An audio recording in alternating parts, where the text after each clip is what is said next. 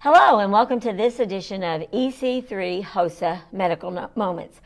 This is a program that talks about some of the medical issues that we're facing in our area, also some of the things health-wise that you need to know, and we also promote our health services program pathway over at our Early College and Career Center at EC3 is what we call. Joining us today is Melissa Phillips. She is the Public Information Officer for the Lincoln Trail District Health Department, which oversees a number of counties, a wide range, and she's going to be talking about bringing us up to date with all things COVID. And although I understand that people are tired of it, we still have to live with it. So our goal is to live with it the best way possible. So Melissa, first off, from 2.5 years ago, 2 years, 8 months ago, when the world was changed because of COVID, where are we at today? That's a broad stroke. But. Yeah. At this point, we've come more from a point of, government telling us these are the regulations to more of a reality of its personal responsibility. So, yes, a lot of the mitigation efforts we did, all throughout the pandemic are still a good idea, but you need to assess your personal level of risk. We've kindly gotten used to it now, so the common nature of it, early on, I didn't know very many people, but now it's like it seems a lot of people have had it at least once. And that's true. Yeah. So explain what the vaccines do and why they are still beneficial. To those individuals, maybe they've had COVID, but they can still get vaccines. Is that correct? So what we've learned throughout the pandemic is that the virus has been continually changing because that's what viruses do. They want to survive. So as we make the pool of eligible people who can get the virus smaller, the virus adapts. And so that's kind of what's happened with this Omicron variant, and we've seen various versions of Omicron. This one has been particularly contagious. So, like you said, we probably all personally know somebody who's had COVID at this point. Maybe you've personally had it. But the good thing about these Omicron variants is if you've been vaccinated, they're not usually very dangerous. We have seen the level of hospitalizations go down, the number of ICU beds needed, and the number of ventilators, which that was very common, in the beginning with the first few variants.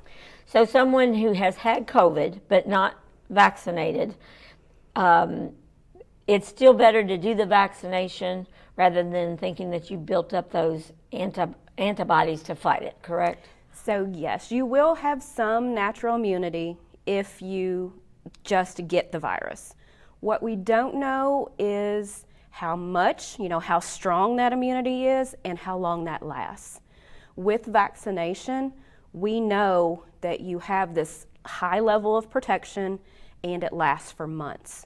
So it just gives you a higher level of protection when you add that vaccination. Okay, while we're on vaccinations, what can people expect in terms of, recently there's been talk about boosters, an additional booster. Now, I have been vaccinated twice, plus I've received the booster. So tell us a little bit about the boosters and what's available. So kind of the terminology has gone to get all of the vaccines you're eligible for, because some people are only eligible for 2 shots at this point. Some are eligible for up to 5. It just depends on what your personal circumstances are. So define those circumstances.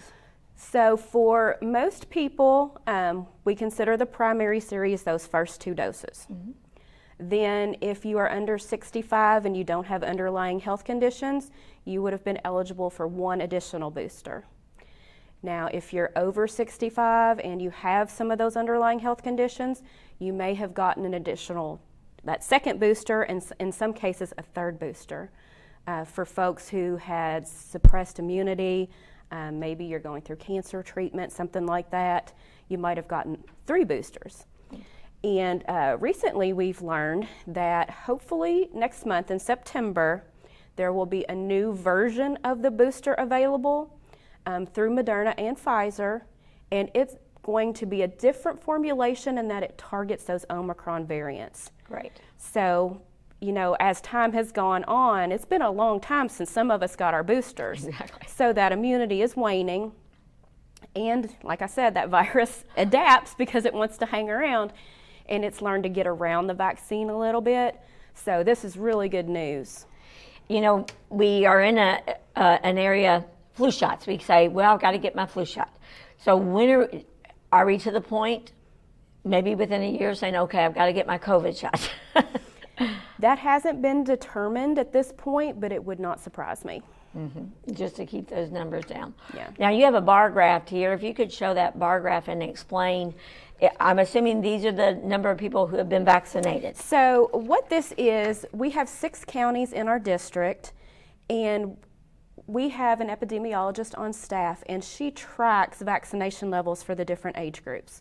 So we can look at total population of the county, and we could break it down by youth, middle age, and senior adults. So what this tells us, our most current running of the numbers is for total population, Hardin County is at about 65% vaccinated. Oh, good. So not terrible. You Right. know, the goal for herd immunity is always like 70 to 80% of your population, so we're almost there. The really good news in Hardin County is our senior adults. They are at 93% vaccinated. Wow, that is So awesome. that is awesome because a lot of times our senior adults are the ones with the underlying health conditions, so they are more at risk. So is that 65 age range and up, or is it? Yes. Okay. Now, what about children? You know, in the last year, the vaccines for children have been prevalent and available. How are numbers with that age range? It really has been slow to take off with the little ones. A little bit better when it went 6 and up, but I think parents are still a little bit hesitant on the 6 months and up. So I don't know if it's let's wait and see.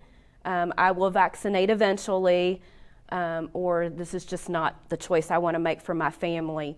But when you look at the data, the biggest factor that determines whether a death will be attributed to COVID is vaccination status. Right. So, Are there individuals that shouldn't get the vaccination?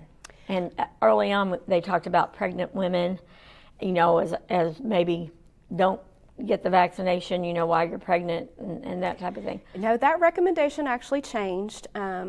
The obstetrics community very much embraced vaccinating while you're pregnant because what they were finding was that women who got COVID while they were pregnant were having poor outcomes. So that is fully embraced by the OBGYN community now. There are some folks who maybe are allergic to components of the vaccine where it's not a good idea. And that's another reason why vaccination is so important, because there is that small part of the population who can't get vaccinated. So the rest of us are helping to protect them. Right, right. You also have some new guidelines or a poster, and for those at home, these bar graphs or those are available online. Yes, we'd have a whole dedicated section on our website just for COVID information.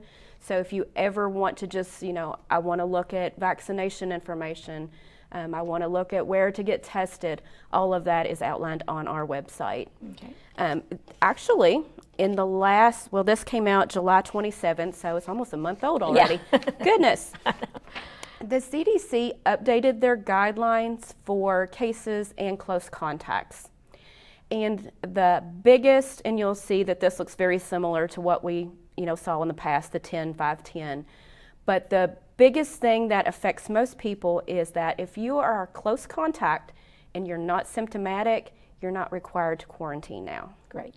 So that really helps employers, and that And really schools. and schools. Yeah, that was my next point. Now that being said, if you do become symptomatic, of course you're encouraged to test and then follow the guidelines for a case. But that is, like you said, a huge advantage for schools, not having to manage all those close contacts, and businesses as well. Definitely, with staff and students. Yes. Yeah, with staff and students. With the new guidelines, do those go also for public locations like the big supermarkets and the superstores and things, or are they even more lax now? These are suggested for the general public. Okay. Now that doesn't mean that an entity like your supermarket can't say this is what we want to do with our staff. I have seen some, industries that still require masking for all their staff. Mm-hmm. So, we know masking is a very good mitigation, effort to spread. Like you said, we're getting ready to hit flu season, so not only to help not spread COVID, but to help spread, other viral illnesses. So a lot of times in the past with COVID, schools in particular have had their own set of rules, long-term care, hospitals. That is not as extreme now, but there are special circumstances, especially when you've got congregate settings where you've got a lot of people in the same place, like long-term care. Well, and I'm honest in regards to, we were involved with what was called a super spreader. And a number of people got COVID, had never had COVID before, but we were in a close situation with a lot of people at the same time, indoors. Mm-hmm. And I worried about that, especially with older people and things like that. And are those things reported anymore in terms of those numbers if a large gathering generates, 40 or 50 people? We do still monitor cases. We haven't done the contact tracing for quite a while now. Mm-hmm. But yes, cases are still monitored. So Melissa, with a super spreader, and you're not necessarily following up in regards to those numbers, what is the health department following up on? So what we follow is positive cases reported by physicians. They are required by law to report those. What about pharmacies? If they test, yes. What doesn't get captured in the numbers, like the bar graph we looked at earlier, is all the home testing. Mm-hmm. But that does not mean that home testing is not valuable, because that does keep somebody who is having symptoms, not feeling quite right. They do find out they're positive.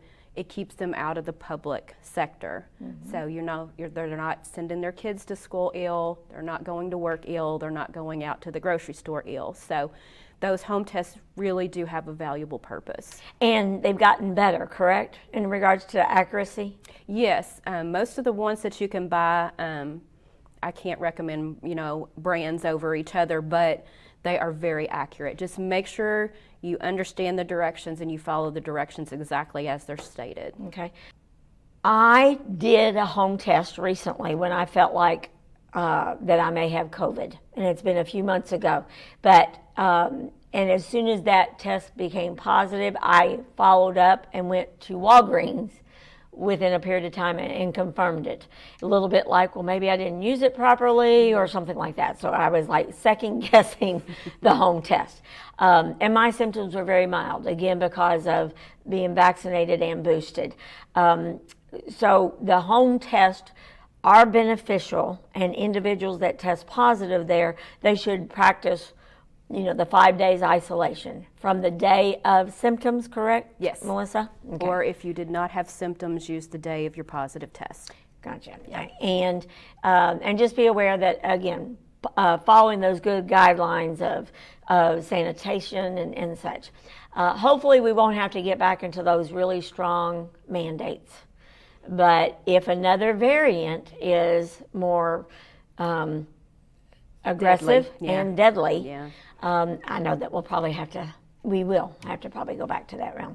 You have another graphic that shows the state in color code. If you could show that to our audience and just specifically discuss what that is showing. So I apologize for the color quality of this, but what the state has moved away from is the incidence map looking at test positivity, and they've adopted the CDC's community level map. It just makes it a lot easier for everybody if we're all using the same measurements. And so what that looks like is a color-coded system. You have red, yellow, green, just like a stoplight. So green means maintain normal activities, have common sense, but you can pretty much do your normal activities. When your county gets to the yellow level, that's when you need to start thinking about your precautions, especially if you're at high risk. Mm-hmm. So maybe you do wear that mask when you're out in public. If you are not vaccinated, you think about becoming vaccinated. You limit those large gatherings because you don't always know everybody's vaccination status. Mm-hmm. And then the highest level is classified as red, just like in our stoplight. And that's when you really should mask in public. Maybe you don't go into those public spaces. But all of this is outlined on our website, on the CDC, and if you're still familiar with Kentucky's COVID-19 page, that, make sure I do this correctly, it's kycovid19.ky.gov. Gotcha. That you can see all of their COVID resources. And this map will actually change today. It changes every Friday, so I apologize, I don't have the most current one. But as of right now, looking at the 6 counties that we serve, all of them are red except for one. Wow. So, in theory, if I'm out at the grocery store, I should be masked. Right. You should take those precautions. So Melissa, recently in December we had tornadoes ripping through western Kentucky, over 30 deaths. I mean, just absolutely traumatic. Same thing now in eastern Kentucky with the flooding, and so it's like both of those sides of the state has had unreasonably just horrible disasters, natural disasters. How does that affect COVID and the pandemic, and how do you service that? Well, honestly, it does not become a priority, when you don't have a place to live and food access is, hard. And unfortunately, the flip side of that is if folks are living in shelters and things like that, it's an easy way to spread disease, so it just compounds the problem. But I know the health departments that serve those areas are really doing all they can, not only to help bounce back from those disasters, but to, deal with all the other things that are out there like COVID and monkeypox and flu and, everything else that's on the radar. Now, are testing facilities still available for individuals to go to? There are a lot of the pop-up testing facilities. Once the demand was not there, those kind of went away.